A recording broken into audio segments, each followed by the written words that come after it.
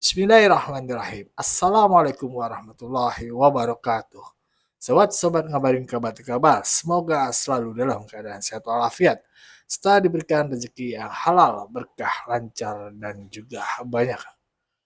Ada perbincangan menarik di E-News, Rismon dengan pengacara Pak Jokowi. Kita semua tahu hari ini Rismon terdengar bahwasannya beliau itu datang ke rumah Pak Kosmujo yang menurut gua sih sangat lancang ya. Ya, dikontenin, datang mengetuk pintu dan bertanya, benarkah Bapak Kasmujo pembimbing skripsi atau akademik? Tentu saja Pak Kasmujo di dalam videonya menjawab, bukan, itu salah, ada yang salah. Tapi kebenarannya kita nggak tahu ya, bahwasannya Pak Kasmujo pada tahun 2017 pernah bilang bahwasannya beliau itu pembimbing akademik Pak Jokowi. Itu yang terungkap faktanya di Kompas, beliau ngomong seperti itu. Tapi kali ini kita akan mendengar perbincangan antara pengacara Pak Jokowi dengan Rismon Sianipar, seorang yang lancang menurut gua datang ke rumah Pak Kosmujo. Let's go, kita simak bersama videonya. Play. Pak Rifai, bagaimana tanggapannya terkait pernyataan Pak Rismon tadi? Ya, pertama saya sendiri tidak mengikuti langsung ya apa yang dilakukan Pak Rismon terkait apa tadi video yang ditayangkan. Tapi kalau saya lihat ya menurut saya juga tidak bisa diuji keabsahannya keterangan orang yang sedang sakit, apalagi keterangan dari istri itu bersifat sekunder ya. Jadi keterangan-keterangan yang di luar persidangan itu tidak memiliki nilai karena tidak dibawa sumpah dan apa namanya itu semua tidak akan menjadi pengaruh dalam proses penyidikan. Tapi yang kedua satu lagi saya menjadi agak bingung juga nih ya karena pertama kan kita mempersoalkan terkait kepalsuan ijazah. Nah sekarang kok seolah-olah menjadi seperti auditor dikti nih melihat persyaratan perkuliahan seseorang ya sampai ada ke desa KKN dan segala macam. Tapi saya berpikir positif aja lah itu untuk kepentingan pembelaan mungkin nanti di sidang gitu ya. Kalau di sisi lain silakan saja ya nanti apa temuannya bawa saja ke sidang. Biar nanti hakim akan mendengar kedua belah pihak ya dari apa yang disajikan oleh jaksa termasuk dari pihak kami termasuk juga nanti apa yang diperoleh dari teman-teman. Tapi menurut saya adalah saya tidak mau ikut gendang ini karena tidak akan pernah selesai, Mbak ya. Dan kita justru tadi juga sudah kita konvers, kita ingin ini tuntaskan. Ya, dan kalau memang ada hal-hal yang dianggap ini minor dan ingin menjadi satu argumentasi pembelaan, monggo. Dibawa saja ke sidang, nanti biar hakim yang menilai. Tapi menurut saya ini harus ada kepastian, ya tidak bisa juga ini terus berlarut, semakin gaduh. Dan menurut saya kita harus selesaikan secara hukum. Demikian kali, Mbak. Baik, Pak Rismon, Barreskrim kan ini sudah mengumumkan bahwa ijazah dari Presiden ke-7 Joko Widodo ini asli dan kasusnya juga sudah dihentikan begitu terkait dengan dugaan ijazah palsu. Apalagi yang diragukan, Pak Rismon?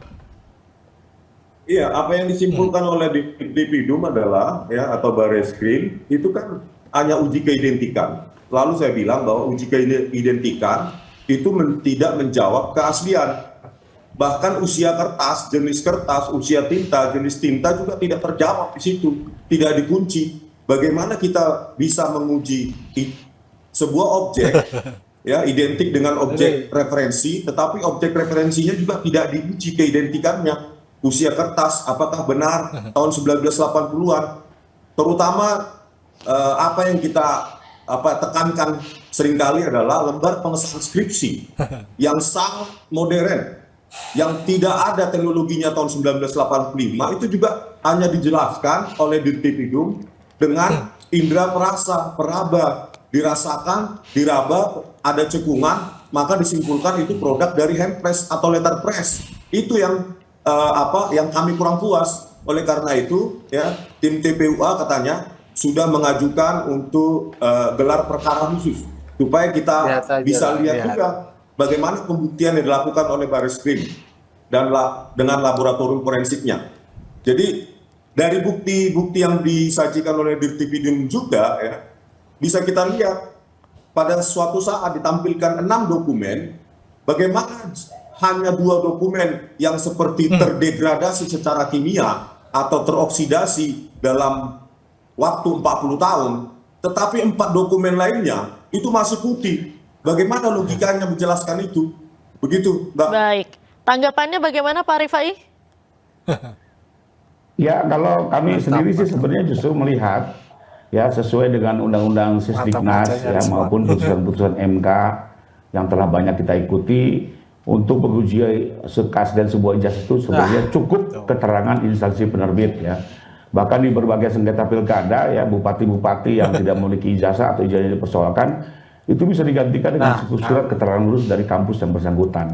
Dalam kasus ini sebenarnya sudah jelas sekali ya, UGM sudah memberikan klarifikasi ya, tapi Bareskrim ternyata masih mengikuti, mencoba memberikan upaya-upaya ekstra untuk membawanya ke lapor. Kami masih hormati juga, ya silakan saja ya. Yang lawan. Lalu sekarang sudah keluar hasilnya lapor menyatakan identik ya, dan dari penyelidikan ini kesimpulannya lagi-lagi ini bukan hanya berdiri dari satu lapor ya, ada keterangan saksi, ada bukti surat-surat yaitu administrasi pemerintahan Pak Jokowi. Dan disimpulkan bahwa memang Pak Jokowi kuliah di sana, mendapat ijazah secara sah, ya sudah selesai. Bahwa teman-teman ingin memberikan perlakuan pembelaan atau mencari-cari lagi celah lah untuk bisa membela diri, ya itu sah-sah saja. Tapi menurut saya, ya kita selesaikan saja di pengadilan agar semuanya terang benderang, masyarakat bisa menyaksikan di forum yang tepat ya, kayak seperti hari ini. Seolah-olah ada informasi dari Pak Kaspuja tidak akan berdiri juga kalau tidak didengar di persidangan ya. Jadi menurut saya sih sudah enough is enough ya. Sekarang kita masuki ke tahapan yang baru, dan lagi-lagi satu yang saya komentari, hukum itu tidak memberi kepuasan tapi memberikan kepastian. Baik. Mari kita cari kepastian dari proses yang sudah berlangsung yang cukup lama juga nih, sudah hampir mau 3 bulan. Demikian. Baik, Pak Rizwan, tadi kan dikatakan oleh Pak Rifai kita bawa saja ke persidangan, ke pengadilan begitu. Apa saja yang sudah Anda siapkan untuk menempuh proses hukum ini? Ya, banyak yang sudah kita siapkan ya. Tetapi kita juga jangan cepat amnesia atau lupa ya, bahwa di kasus Joshua Barat, ya, polisi juga memanipulasi barang bukti. Maka dilakukan ekshumasi. Kalau tidak digugat dan disuarakan oleh pengacara semacam Kamarudin Simanjuntak, Martin Lucas Simanjuntak, Nelson Simanjuntak, dan Irma Huta Barat, maka Ferdy Sambo sekarang tidak ada di penjara. Maka Ferdy Sambo bisa jadi sekarang menjadi Kapolri. Karena apa? Dia memanipulasi. Dia bilang tembak-menembak, dan itu diamini oleh Polres Jakarta Selatan. Ternyata hasilnya adalah terjadi tembak dengan jarak dekat di batang leher Joshua Huta Barat. Jadi inilah pelajaran bagi kita bahwa kebenaran sains, kebenaran forensik itu harus di-challenge, bukan menjadi final bahwa Bareskrim menjadi hakim dalam hal ini. Jadi kita terima begitu saja, ya ayo kita buktikan. Tetapi kita harus challenge. Publik punya hak untuk mengetahui data-data yang terserpih di mana-mana. Begitu, Mbak. Baik, Pak Rifai tadi dikatakan oleh Pak Rizwan bahwa polisi ini bisa juga memanipulasi barang bukti begitu. Tanggapannya seperti apa? Ya, saya tidak menafikan ya bahwa polisi itu pasti bekerja sempurna ya. Bahkan di beberapa kasus juga memang kita saksikan ada juga oknum-oknum polisi yang menyalahgunakan kewenangan. Tapi juga perlu dicatat bahwa tidak seluruh pekerjaan Polri juga pasti tidak benar ya. Dan jangan khawatir, maka lagi-lagi saya sarankan, mari kita selesaikan di pengadilan ya. Karena apa? Kalaulah misalnya teman-teman tidak percaya pada polisi, masih ingat ada 2 instansi hukum yang akan menyelesaikan ini, yaitu kejaksaan dan hakim. Misalnya teman-teman tidak percaya kepada kepolisian, ya silakan saja. Nanti kita lihat bagaimana jaksa maupun hakim akan mengambil sikap dalam laporan yang kami ajukan. Jadi menurut saya tidak menjadi alasan ya bahwa ini di-challenge, silakan ya, bahwa bahkan harus membela diri. Ya, kami juga sering menjadi pengacara yang membela tersangka maupun terdakwa ya. Ya monggo-monggo saja, tapi kembali lagi realnya harus jelas, arahnya harus jelas. Dan di forum yang juga bisa dipertanggungjawabkan baik secara hukum maupun publik, yaitu persidangan itu sendiri. Makanya itu tadi kami mendesak ya agar Polda juga mengambil sikap ya, apakah penyelidikan ini dihentikan atau dinaikkan ke penyidikan. Ya kami mencari itu juga ya, agar tidak terlalu gaduh lah di media ini. Ya karena kita pikir ini juga terakhir-terakhir kok sudah berbau politis. Ya sehingga kami menginginkan dalam kondisi seperti ini hukumlah yang menjadi panglima karena kita negara hukum. Itulah tadi ya perbincangan Rizwan dengan pengacara Pak Jokowi ya, Bapak Rifai. Mantap Bapak Rifai, nggak terpancing apa kata Rizwan. Yang penting yang lo bilang pertama kali itu ijazah bukan skripsi. Ya, dan Rizwan tadi mengatakan tentang penghakimannya. Kalau kita lihat kan, yang menghakimi ijazah Pak Jokowi itu palsu pertama kali siapa? Siapa yang menghakimi ijazah Pak Jokowi itu palsu pertama kali? Ya mereka. Berdasarkan apa? Foto. Terus Rismon koar-koar Bareskrim bahwasannya bagaimana cara menelitinya, kertasnya lah, atau bahan kimia apa lah, ajak kadut apa kata dia, balikin aja. Lu ngecek itu barang palsu, emang lu cek itu bahan kimianya, kertasnya apa? Kok lu bisa tiba-tiba bilang ijazah Pak Jokowi itu palsu? Siapa yang jadi hakim pertama dalam ijazah Pak Jokowi itu? Mereka. Mereka yang bilang ijazah Pak Jokowi itu palsu.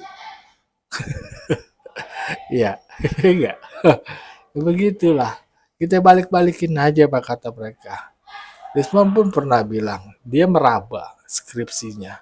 Tapi kenapa giliran Bareskrim meraba dia salahkan caranya.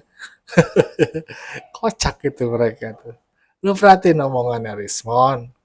Kalau ngomong tuh skripsinya diraba kertasnya. Lah sekarang giliran Bareskrim ngeraba masa nggak boleh cara menelitinya.